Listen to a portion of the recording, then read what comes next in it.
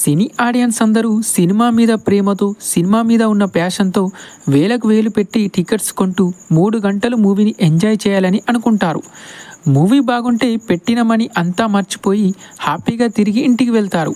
ఒక మంచి సినిమా చూసామనే ఫీల్ని అనుభవిస్తారు. కానీ ఈ మధ్య 10 సినిమాలు చూస్తే అందులో ఒకటో రెండో సినిమాలు మాత్రమే ఆడియన్స్ కళ్ళల్లో ఆనందాన్ని నింపుతున్నాయి.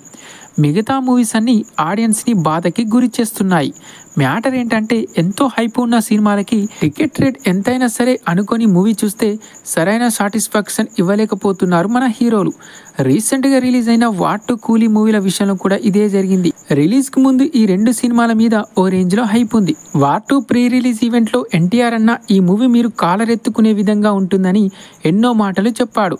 దీనితో ఆడియన్స్లో ఎక్స్పెక్టేషన్స్ కానీ సినిమా చూడాలన్న ఎక్సైట్మెంట్ కానీ పెరిగిపోయాయి. కానీ మూవీ మాత్రం చాలా డిసప్పాయింట్ చేసింది. కూలీ విషయానికి వస్తే నాగార్జున ఒక్క కూలీ 100 భాషలతో సమానమని ఎక్స్పెక్టేషన్స్ పెంచేశాడు.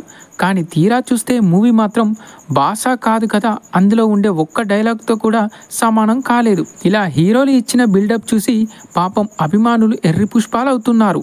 ఇక నుండైనా ఆడియన్స్ ఓవర్ ఎక్స్పెక్టేషన్స్ పెట్టుకోకుండా మూవీకి వెళ్ళండి. ఇలా మాటలు నమ్మి మోసపోకండి. సో ఇది గైస్, మరి దీని గురించి మీ ఒపీనియన్ ఏంటో కింద కామెంట్లో చెప్పండి.